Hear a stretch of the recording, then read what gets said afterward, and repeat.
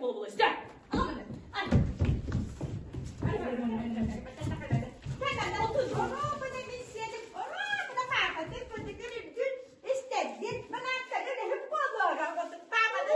Öyle hediyekten. Kalkıramadan dua seneden bu kemal yürüdemin ol. Nahamanı bunlar etti. Tıkı kıyma ama tıkı tıkı. Müzel bakalım bana tıkı. Kendine bak.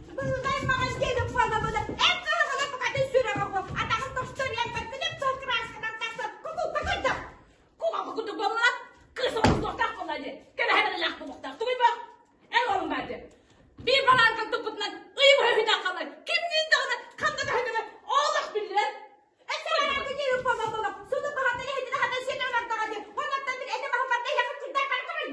Bana bana. En iyi destek kolaydı. Kudu bana. En üstten de bir hediye edeceğim kalemin. Bana alacağım. Al bunu al bana. Senin al.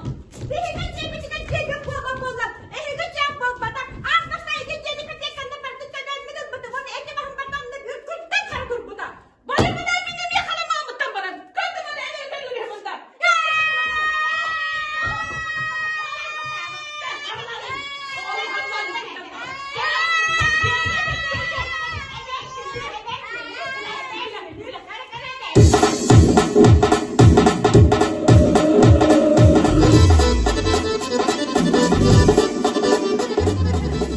Doğdum günümünü.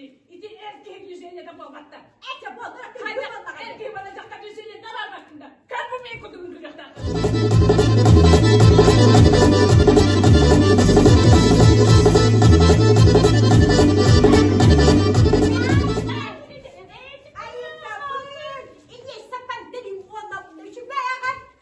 Bağlamında mavra bağlamamına. Ay canım. Nereye gidiyor? Bizim ediyor. Alo. Hay halde annem hakikaten. Ciğer. Bu ne acaba? Sonun bunda. Hacı bu hanıma çıkar.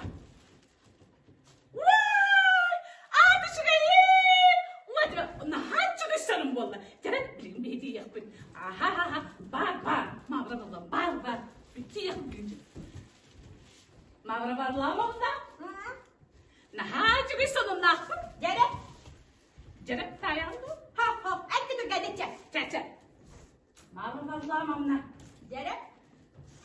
Kız bu ikisinden biri mi?